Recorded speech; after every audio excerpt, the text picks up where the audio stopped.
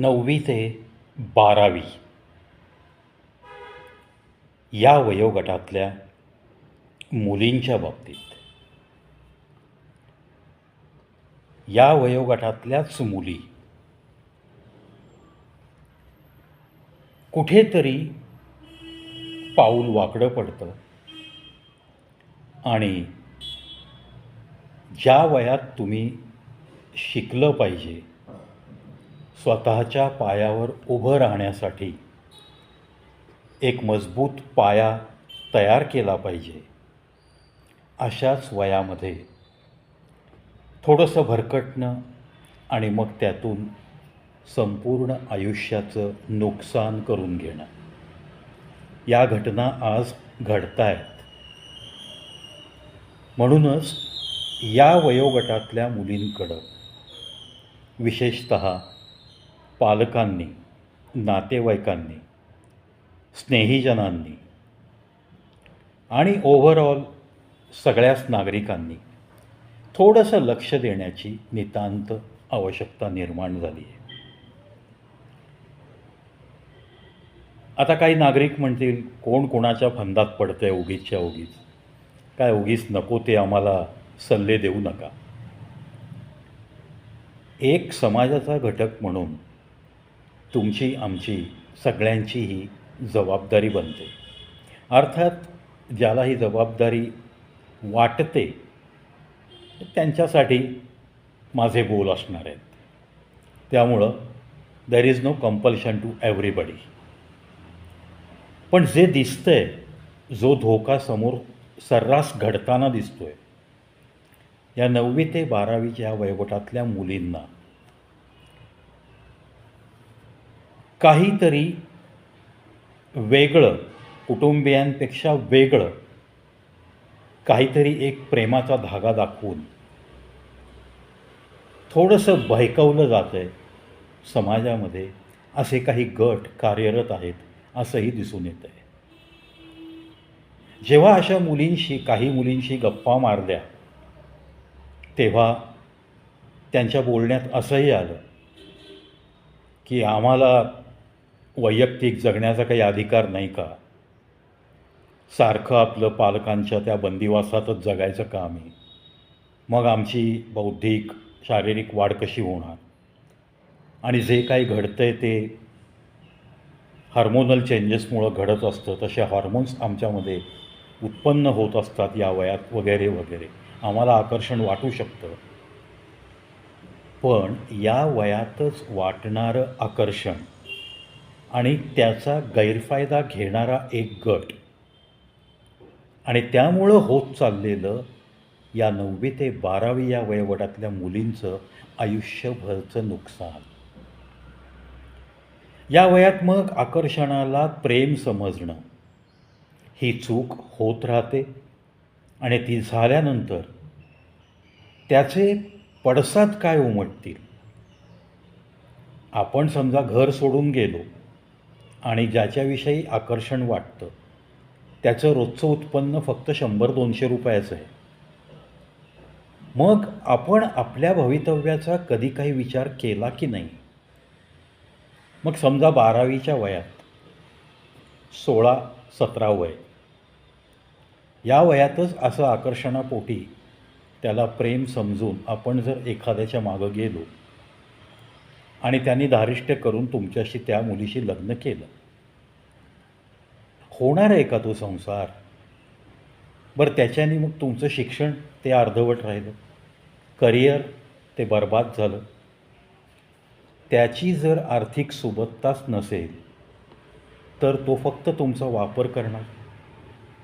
तुम्हाला जे काही आईबापांनी चांगलं प्रोव्हाइड केलं असतं, ग्रॅज्युएट, डबल ग्रॅज्युएट किंवा अजून काही इंजिनियर वगैरे तुम्हाला व्हायचं असेल तर ते स्वप्नपूर्तीसाठी जे आईबाप झटले असते, तसं तो झटणार आहे का? त्याच्याकडं पोटेन्शियल आहे का? नाही आहे. त्यामुळं या वयोगटातल्या मुलींना अतिशय मी हात जोडून विनंती करीन की हे वय तुमचं फक्त तुमचा जीवनाचा पाया मजबूत बनवण्याचं वय आहे. आणि तुम्ही जर हार्मोनल चेंजेसमुळं आम्हाला अमुक एका XYZ विषयी ॲट्रॅक्शन वाटलं, मग आम्ही त्याला प्रेम समजलो, मग आम्हाला प्रेम मिळवण्याचा, प्रेम देण्याचा हक्क, अधिकार नाही का, आम्हाला समज नाही आहे का तेवढी, असे क्रॉस क्वेश्चन कृपा करून या तुमच्या अजाणत्या वयात नका करू. हां, जरी मला माहिती आहे सायंटिफिकली तुम्हाला मुलांपेक्षा आधी जास्त कळायला लागतं, हे अगदी निर्विवाद सत्य आहे, निसर्गानेच तो नियम बनवलेला आहे, सवाल तो नाही आहे. पण ही जी काही समज आपल्याला मिळाली आहे त्याचा आपण दुरुपयोग तर करत नाही ना. आपल्याला ज्या ठिकाणी आकर्षण वाटतं त्याला आपण प्रेम समजतो. मग याविषयी आपण कोणा आपल्या घरातल्या किंवा आपल्या स्नेहीजनांपैकी किंवा मित्रमैत्रिणींपैकी, वरिष्ठ मित्रमैत्रिणींना या बाबतीत काही आपण चर्चा केली का? सल्ला मागितला का? घ्यावासा वाटला का आपल्याला सल्ला? नाही ना. त्यावेळेस मग फक्त तेरे चूप आणि जे काही चाललं आहे ते गुपचूप करायचं, कुटुंबियांच्या अप्रोक्ष, नातेवाईकांच्या अप्रोक्ष. आणि मग त्यातून जर काही असा काही धोका निष्पन्न झाला की मग 2-3 वर्षांनी पुन्हा आपलं आईबापाच्या घरी यायचं. हा प्रकार सर्रास घडत आहे. म्हणूनच ठिकठिकाणी जाऊन अशी जागृती करणं नितांत गरजेचं झालं आहे, असंही मला आवर्जून सांगावंसं वाटतं. त्यातल्या त्यात ज्या शाळांमध्ये अशा वयोगटातल्या मुली, junior college, school plus junior college या ठिकाणी हा वयोगट आपल्याला मिळेल, अशा स्कूल आणि ज्युनियर कॉलेज असलेल्या विद्यालयांमध्ये जाणकार लोकांनी या विषयावरती मुलींना सावध करण्यासाठी काही लेक्चर्स जर आयोजित करता आली, त्यांच्याच शिक्षकांमधून कोणी जर अवांतर एक 15 मिनटं महिन्या 2 महिन्यातनं एकदा या विषयावर जर जागृती करणार असेल तर त्या कॉलेजला 100पैकी 100 गुण देणं जरुरीचं वाटतं मला. अशा पद्धतीने या वयोगटात समजावून सांगणारा जर त्यांचाच कोणी शिक्षक किंवा शिक्षिका असेल तर त्या जरा मन लावून ऐकतील. जर हे जमलं नाही तर तुम्ही सामाजिक कार्यकर्त्यांपैकी किंवा माझ्यासारख्या छोट्या कलाकारांपैकी ज्यांना कोणाला अशी जागृती करण्यामध्ये थोडासा इंटरेस्ट आहे, जे चांगल्या रीतीने समजावून सांगू शकतील तुमचे आयुष्याचे अशा वाह्यात निर्णयाचे तोटे काय असू शकतात, हे नाही केलं तर तुमचं आयुष्य कसं सुरळीत सरळ पार पडू शकतं, तुमच्या नक्की लग्नाचं वय कोणतं आहे, तुमचं करिअर तुम्हाला नक्की काय करायचं आहे, या सगळ्या गोष्टी ठरवण्यासाठी तुम्हाला कोणातरी काउन्सिलरची नक्की आवश्यकता असतेच या वयात. त्यामुळं अशा ज्युनियर कॉलेजनी अशा पद्धतीची लेक्चर्स कमीत कमी 3 महिन्यातनं एकदा आयोजित करावीत. भले ती 15 मिनटाची असो, अर्ध्या तासाची असो. भले तुमच्या शाळेच्या इंटरवलमध्ये तुम्ही अशा व्यक्तींना वेळ द्या, काही हरकत नाही. किंवा शाळा भरायच्या आधी अर्धा तास तुम्ही जरी दिलात तरीसुद्धा चालू शकतं. जे काही समाजाचं एक चित्र बदलत चाललं आहे आणि मग त्याच्यातून मग नंतर वय वाढत गेल्यानंतर आता मला लग्नही करायचं नाही आणि आता मला मुलाबाळांना जन्म पण द्यायचा नाही, मी आणि माझं आयुष्य, माझं करिअर, दॅट्स ऑल, माझ्यानंतर मला माझे कोणतेही पाश नको आहेत, तुम्ही आईवडील आहात तोपर्यंत आहात, अशा पद्धतीने सुद्धा काही मुली बोलू लागल्या आहेत. म्हणजे मला लग्न नको, मला एकच मूल हवं, मला आता मूलबाळच नको आहे, इथपर्यंत या विचारांची मजल जर चालली असेल तर मग या समाजाचा पाया कुठेतरी ढासळतो आहे हे आपल्याला दृष्टीस पडतं आहे. मग असं दिसत असतानासुद्धा सुज्ञ लोकांनी गप्पच बसायचं का? नाही गप्प बसायचं. शाळांमधून, नातेवाईकांच्या घराघरामधून अशा पद्धतीने अशा वयोगटातली मुलं मुली एकत्र करून त्यांना एक अर्धा तास या गोष्टींच्याबद्दल समजावून सांगणं फार गरजेचं आहे. कारण ते जर म्हणत असतील हार्मोनल चेंजेसमुळं असं होतं तर तो कसा ते पोकळ डिफेन्स घेत आहेत हे त्यांना सांगावं लागेल. पूर्वीपासून ज्या स्त्रियांनी काही करिअर केलं ज्या स्त्रियांनी कधी काही देशासाठी प्राणार्पण केलं त्यांच्या गप्पा अशा होत्या का?